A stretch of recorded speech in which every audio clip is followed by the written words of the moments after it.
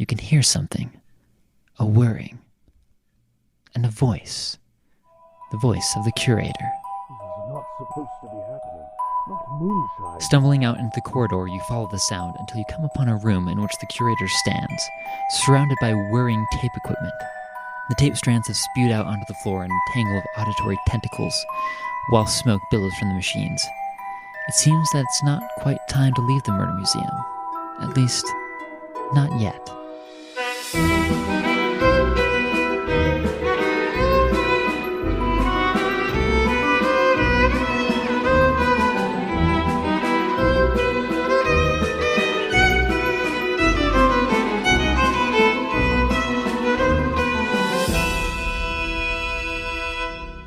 I'm Marcus Richardson. And I'm Nathan Hicken. And we're back, baby, for the juicy stuff, the really good mysteries made by Nathan. Oh my goodness. That's a lot of pressure. I think for the first time we have a cross-arc cliffhanger. I desperately need to know what happens next. So much so that we've already recorded our mini murders, so we can just hop straight into the mystery here. We're going to be posting those mini murders on our Patreon, which, super quick, shout out to our patrons on Patreon. We literally could not do this without you. You guys have been motivating us to continue on. And we're also really excited to start making more content for all of you lovely people. And then double shout out to everyone on Discord. That has also been incredible to see you guys all talk about theories, about your favorite mysteries, even some fan art, which has been incredible. Love to see it. And desperately try not to look at your guys' ideas that are better than ours and incorporate them into my stories. I at the very least, I'll credit you if I do that. Anyway, Nathan, I'm ready. All right. Okay. So, you stand in the room full of haywire tape machines, still spewing slithering tape strands, and watch as the curator picks up a spooling machine, rattling it. What are you doing? You start to say as the curator whips around. You, Marcus, right. So sorry, this exhibit is temporarily offline. Out of commission. That being said, it was never supposed to be in commission, but sometimes these things have a mind of their own. One of the tape machines in the corner sparks and bursts into flames as a black ooze starts to drip out from beneath it. Oh no. The curator clears his throat. Oh, delightful. Those are key witness statements. He sprints off into the corner of the room and reappears with a fire extinguisher, spraying the small flames with the purplish gas. He tosses the extinguisher to you. You, put out any more fires. I'm going to make sure no alarms go off. Do not touch anything, and do not leave this room without me. And in a moment, you are standing in a room by yourself, apart from the writhing tapes. You listen to the whirring. Marcus. A whisper rustles through the strands of tape. Marcus. A cassette tumbles off the shelf and lands at your feet, a small puddle of black ooze leaking out. I shoot it. I cover it in purple spray. Effectively neutralized, but still slightly leaking black, and the tape inside is still spinning. She's here. You pick up the tape, and in a moment, you are gone in a flash of white. Now, why would I do a stupid thing like that? I'm just joking. I would. I would pick it up. Alas.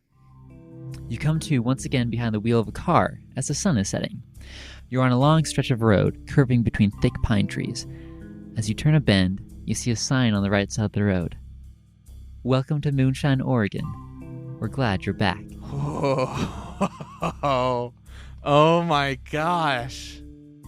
And thus, you are now literally in the driver's seat.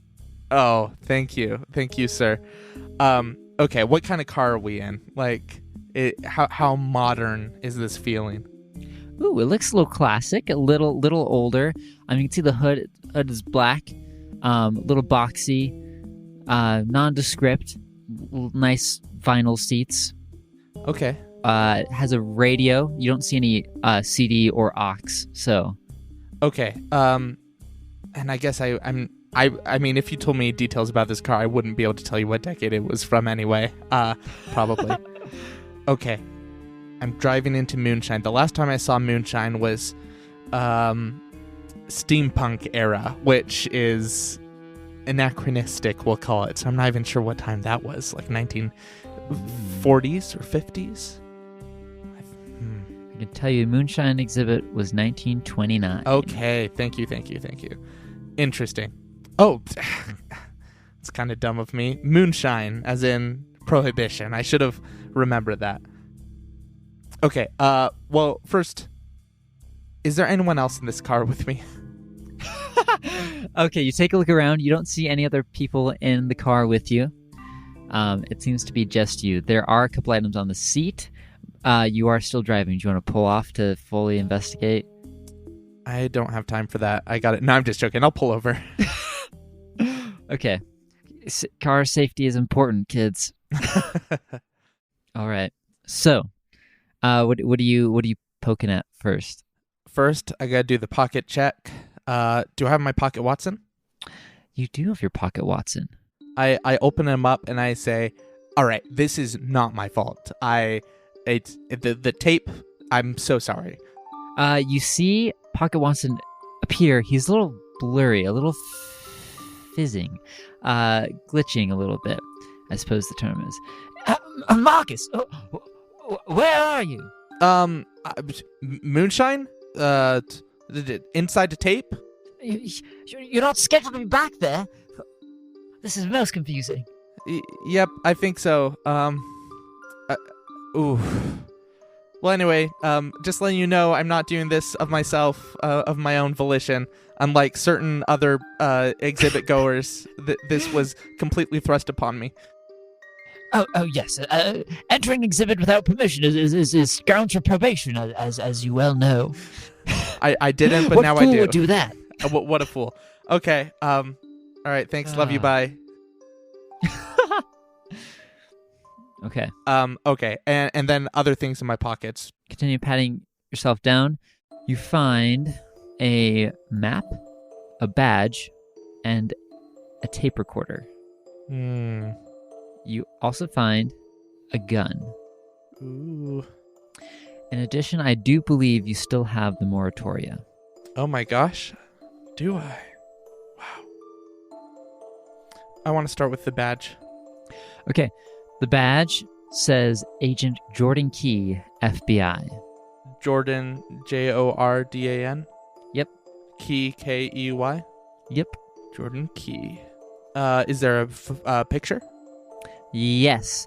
And as you check your reflection in the little mirror, it looks like your face in this exhibit. Excellent. Love it. FBI? Mm-hmm. Wild. Is the map of Moonshine? I'm sending it over right now. This message seems dangerous from Nathan Hicken. Yes, I've installed a virus with the map. Wow. For whatever reason, it thinks whatever you're sending me is super sketchy because it's telling me downloading this attachment is disabled. What? No freaking way. Yeah. What? Yeah, it is convinced that you're phishing me. What? Okay. Anyway. Welcome to Moonshine, Oregon, it says. And we have quite a few actually, graphics and titles. I think they're locations. The Sheriff's Office and Coroner, the Finch Hotel, the Sawmill, the Moonshine Library, the SS Diner, the Keeler House, the Clock Tower, the Moonshine Hospital, University of Moonshine, the Mines, Cooper's Lake, and Mount Harley. I'm curious if this takes place after Harley took the airship into the mountain, and then they named it after him. Wow, that's so much going on. From looking at this, I can't tell. Is there any roadmap aspect to it? Do I know where I'm driving? Yes, you would know where you're driving. I just did not put the roads on the map, but yes. Okay, how about right now? From landmarks, can I tell where my car is already headed to? Yes, you seem to be on the road on the southwest corner of it, so you can see just the tip of the clock tower in the distance. Okay. Okay, clock tower. And then this tape in my pocket. Can I listen to that? Yes, so you rewind the tape, and you press play. And you hear the following. This is Agent Jordan Key reporting in. I'm on my way up to Moonshine, Oregon. And geez, Bev, you should take a look at these trees. Gosh. I got a call this afternoon from a Sheriff, Harmony Stone. Seems they found a body in the lake, and they want me to take a look at it. Well, not me specifically, but someone from the FBI. I'm supposed to meet them at the coroner's office. I just hope this map is accurate. Moonshine. You wouldn't believe the green up here, and trust me, this map does not do it justice. Gosh. I'm staying at the Finch Hotel, only hotel in town, so let's hope it's a good one. There's a diner here too. Let's hope they have some cherry pie. I could really go for a slice or two right now. I'll send in my reports and make sure to keep all the receipts. Now let's see what a small town in northern Oregon is hiding. I kind of love this because it's like a small town vibe. This is like Twin Peaks vibes. This is... Yes. Oh my gosh, I love this. Stoked. Okay. I've checked the map. I've listened to the tape. I've looked at my badge. This car, anything in the back seat? Nope. Pretty empty. Did I even pack a bag? Do I have clothes back there? You open the trunk and you find a small overnight bag. Oh, I got out of the car? Okay, good. Oh, sorry. I assumed you got out of the car. No, that makes sense. That's good. Anything else of note? Anything I should track about this? I assume it's a nondescript FBI vehicle, and I do have a gun. I got to remember that. That might be useful. What's its make and model? Is it a Chekhov? Yes, it's a 1989 Chekhov. I love it. Imported from Russia, even though it's the Cold War or whatever. That's awesome. Well, all right. It looks like the clock tower is not too far, but I have an appointment at the coroner's office, so I think I will go that direction. Okay. So you wind through the streets of Moonshine. It's getting towards the end of evening. It seems to be summer. But you can still see a few people milling about. You pass the clock tower, which seems run down and dilapidated. And soon you arrive at a small brick building, which is the sheriff's office / coroner. I assume you go inside? I do that, yes. Okay. Cool. Through the front door, yes? Yes. Okay. If you want to break a window, I guess that's fine. But sounds fine. Sheriff's office, like small town vibe. It's somewhat small. So it looks like there's a little front reception area. There's some rooms in the back which you assume are cells, and then there's a building attached to it, which you assume is the coroner's. As you walk in, a tall, lanky woman greets you, tips her hat. Howdy, you must be Agent Key. We spoke over the phone. Yes. Looking for the coroner or the Sheriff Harmony Stone.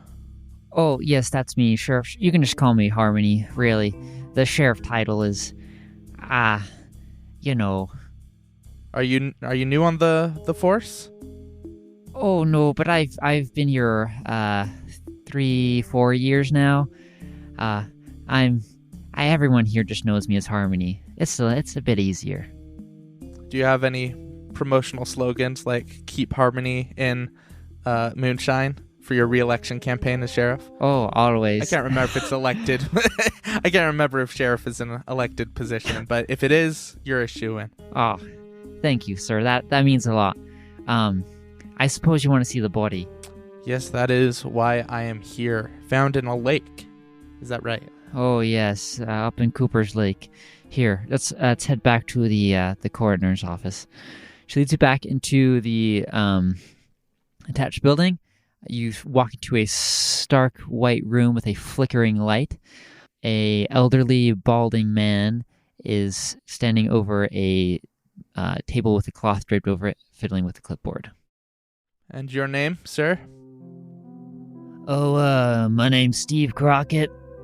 The coroner here. Been here 20 years. Steve, Mr. Crockett, do you mind if I peek over your shoulder, look at this body?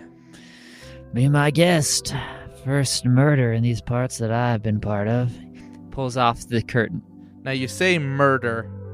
That's an interesting take. Sorry, foul play, something. Don't get a lot of dead bodies washing up in the lake. Fair enough. All right, what's it look like? You see a middle-aged woman with short brown hair. Short. The skin is pale. There's various bruises on the skin. You notice a couple strange things. There's a red line around her neck, as well as her hands have a gray discolored tinge to them with darkening spots. Steve, is this gray area around the wrists a sign of being tied around the wrists? Is that normal? Can't say it's normal. We didn't see any abrasions or whatnot. As far as we could tell, it's an infection of some sort. I haven't seen anything like it. So this is not typical of someone who has been tied up? No, but I haven't seen all that many people tied up in my life, but no. I would not say that isn't consistent with tied up markings. Now, side note, you said you don't get a lot of dead bodies here. How do you still have a job? You've been a coroner for 20 years? Don't get a lot of foul play. I mean, everyone who dies here, I also double as the morgue mortician, so I'll dress up bodies for funerals and whatnot, but, thus. Okay. Just curious. Don't mean to disrespect your job. Just interesting. Offense taken, so. Excellent. Off to a great start with you, sir. Interesting. And then this red line around the neck, would you say that this is how she may have been originally killed, is through a wire? Hard to tell. It doesn't seem the windpipe was crushed at all, so we did find these. He tosses a small plastic bag to you. It's filled with small white crystals. Looks like almost gemstones. These were embedded in the skin around her neck. Hard to tell what killed her. She has a blunt force trauma to the back of the head, but her lungs are also partially filled with water. She was found in the lake, after all. This body has a lot going on. She got hit in the back of the head. She was thrown in a lake. And she has white crystals embedded, or at least previously embedded, in her neck. Okay, can I look closer at these white crystals? Do they smell like salt? Do they smell like something I would recognize? They don't smell. In fact, they're bigger than you're probably thinking. They look decorative, ornamental. They were probably on some sort of jewelry. Okay. Yeah, I was about to say when you said ornamental. But the chain is gone? There's no chain found? No chain. Didn't find anything like that with the body. Okay, so maybe it got torn off by a person, or maybe it snagged on something in the lake, somehow leaving some gemstones? That's interesting. So, what's your opinion? The death is from the blunt force, or is it from... I mean, she was apparently breathing when she was in the lake because water is in her lungs. Is that correct? Did she drown? Only partially, Phil. I couldn't say that. It doesn't seem like she fully drowned. Again, I haven't seen a lot of drowning victims. And neither has Nathan, the narrator. But, yeah, no, I would most likely guess that blunt force trauma did her in. Okay, interesting. Do you have any identification found on this individual? Yes, Sheriff. Oh yeah. She grabs a little bin and passes it to you. Inside, you see some folded clothes, some boots, and a couple personal items, a wallet and a thin black strand. Ooh. Let's look over the clothes and boots first. What kind of getup is this? All right. The clothes look like your regular clothing from the late 80s. So nothing remarkable about those, except that there are multiple tear marks on them. They look scuffed up. Same with the boots. Boots look scuffed up. They're sturdy. They're sturdy hiking boots, actually. In the bottom of the soles, you see a series of white pebbles ground into the tread. Okay. She was outdoors. Okay. This wallet. You open the wallet. Has a library card, a driver's license, some money in cash, and yeah, the identification on the cards say that this woman is Marnie Keeler. Marney. Marnie. Nie. Last name again? Keeler. Keeler. Any relation to me, Mr. Key? I'm assuming not. No, sorry. Okay. All right, and oh boy, driver's license. How old is she? Where is she from? What's her? Is she an organ 43? donor? She is an organ donor. She's from Oregon. 43, height 5'4", brown eyes, female. I'm trying to think of what else is on a driver's license. I think that's it. Any relevant information I should get from that? No, not necessarily. Okay, library card. Is it for Moonshine? Yep, it's for the Moonshine Library. Okay, so she is a native. Sheriff, Harmony, did you know her before she died? Oh, yeah. Marnie Keeler's an established figure in this town. She's one of the librarians, was a school teacher for a long time, but partially retired now. So, yeah, I've known Marnie. Not close friends, but yeah, I've seen her around.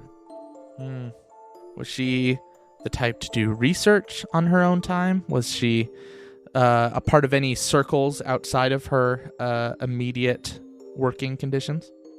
Well, she was a part of the book club that is pretty active in this town. But, I mean... What kind of books? Like occult books? Oh, I wouldn't know. I've never read a book in my life.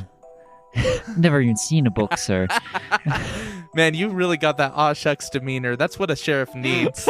Never read a book before in my life, sir. But, I mean, she's a librarian, so a penchant for investigating, researching, yeah, I suppose. Gotcha. Well, that is good to know and important to know, I'm sure. Could you give me a quick rundown? What else do you know about Marnie? Well, I suppose it's only fair to tell you. She's been a little more reclusive than normal. Her husband has been in the hospital for the past 2 weeks. He's been in a coma. His name? His name is Martin Keeler. Martin and Marnie. Yes, match made in heaven, sir. Everyone said so. He's been in a coma for how long? 2 weeks now. Oh, wow. That's more recent than I would have thought, but... Yeah. He's kept over in the hospital. Yes. Anything that triggered this? Was he chronically ill? No, sir, that's just the thing. No one really knows what happened. But, he's the town surveyor, you see. Been involved in all the surveying projects here, surveying the land for cells and whatnot. And he was surveying, and next thing you know, missing for a few hours and found him in a coma. So he was found on, like, a nature trail or somewhere in the woods? He was found right outside the mines. Oh, my. Now, would you say that the mines are characterized by, I lift up the boot and I point to the little pebbles, this type of the ground, this type of gravel? Oh, I'm sure I couldn't say. I was husked off the... That would be pretty wild if you had a connection to rocks in such a way. More than anything, it was a test. I see. Very, very good, sir. Well, that is something I'll want to check in because it appears that Marnie maybe has some connection to the way her husband was found. Interesting. Okay. In the wallet, is there anything notable about the cash? Looks like normal dollar bills. Who is in the center of the dollar bills?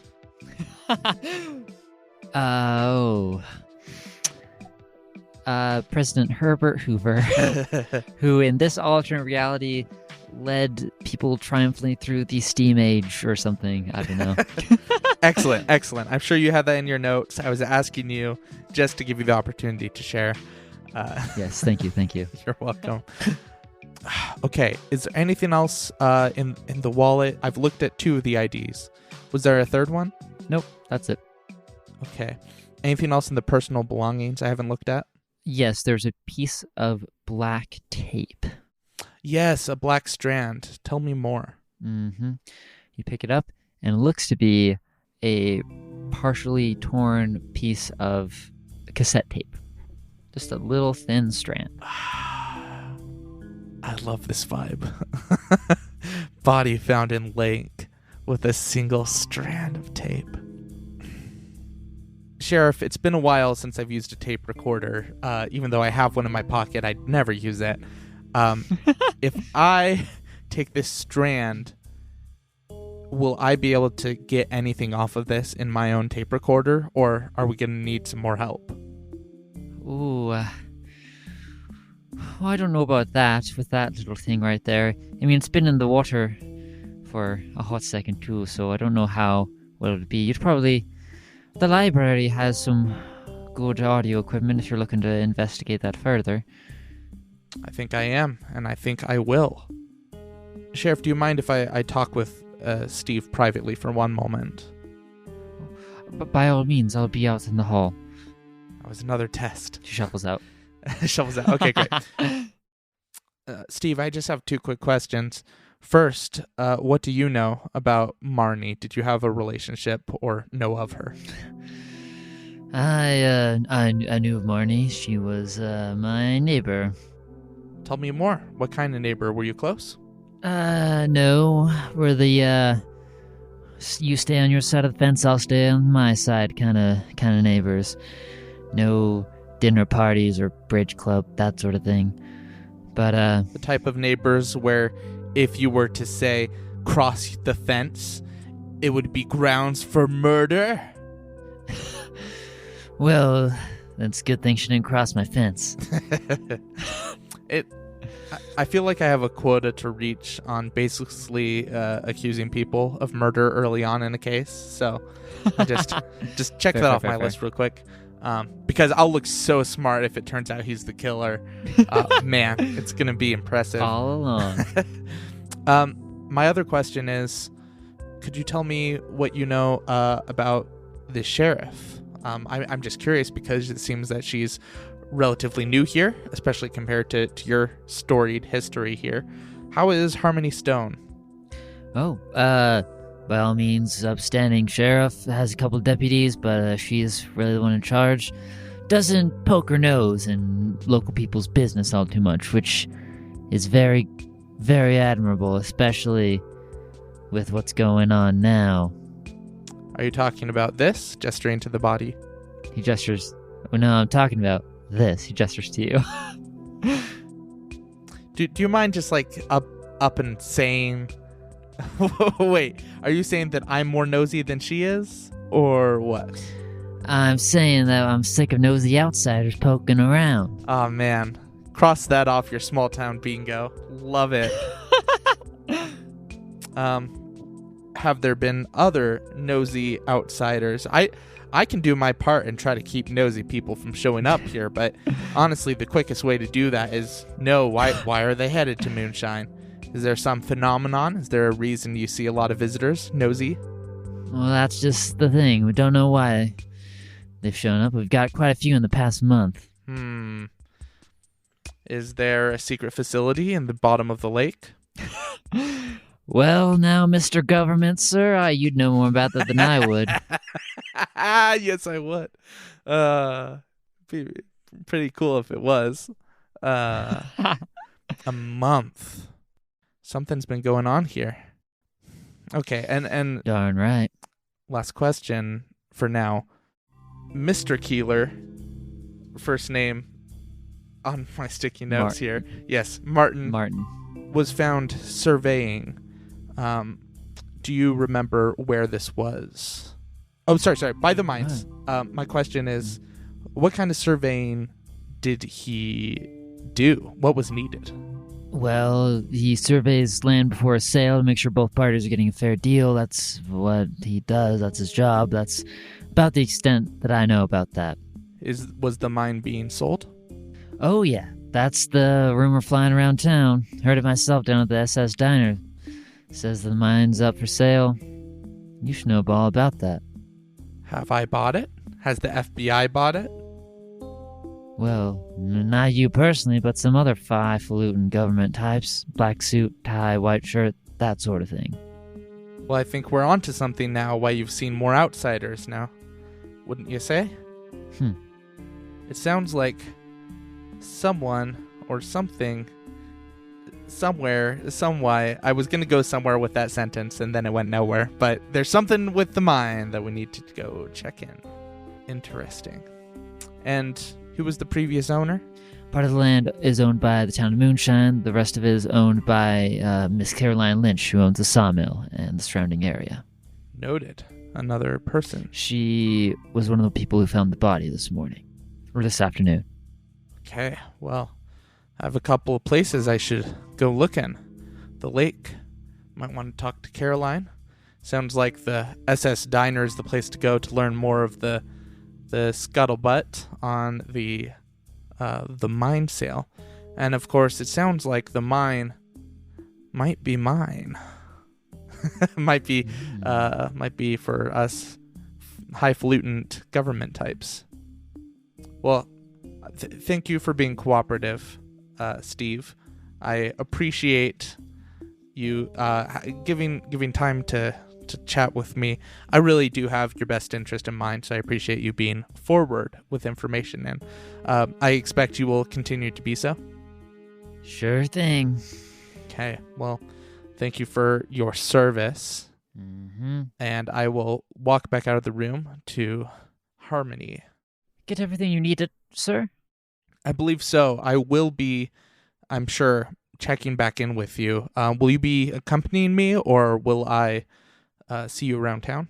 Oh, whatever you need me to do. I can stay here. I can gather suspects, or however you FBI types do this.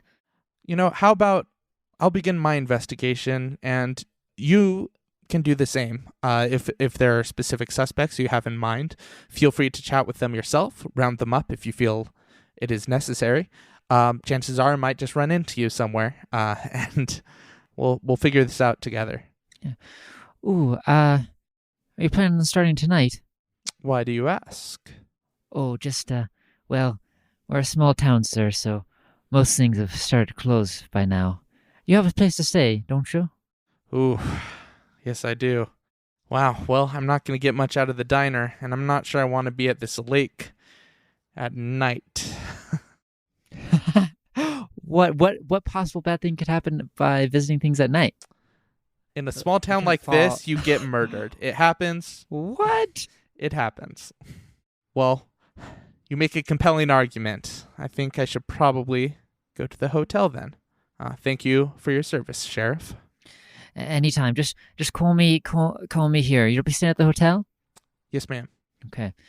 I'll let you know if you find anything. Of course. All right, and I'm gonna get back in my government car. Before I go to the hotel, I did not listen to the radio, and I wanted to turn on the radio. Yep. You turn on the radio. It's broadcasting normal radio stations from. What are you listening for? Well, Genevieve talked to me in the previous Moonshine exhibit through the radio. And, wait a minute, there was a specific radio station. Can I turn this to station? Is there a station that goes 7.92013? Oh my gosh. You twist the dials. It takes a little bit of finagling, but you notice this radio is a little more souped up than your normal car radio. Perhaps something that the FBI has put in. But you are able to tune to that frequency. To 79.2013? Mm-hmm. As you tune to that, you hear a little bit of static. Then it clears out to a voice mumbling something in the background. You can't quite make it out. But you can also hear the steady chip of something.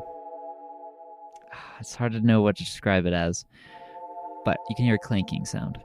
Clinking. Yes.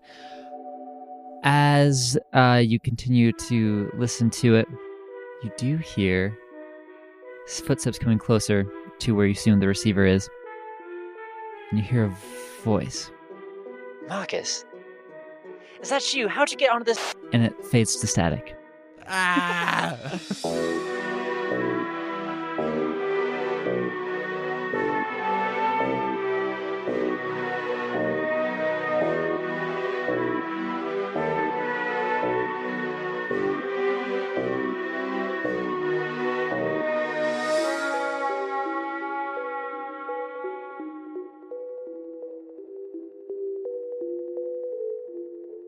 Stefan nach Luciana. And na mail in the free nip there.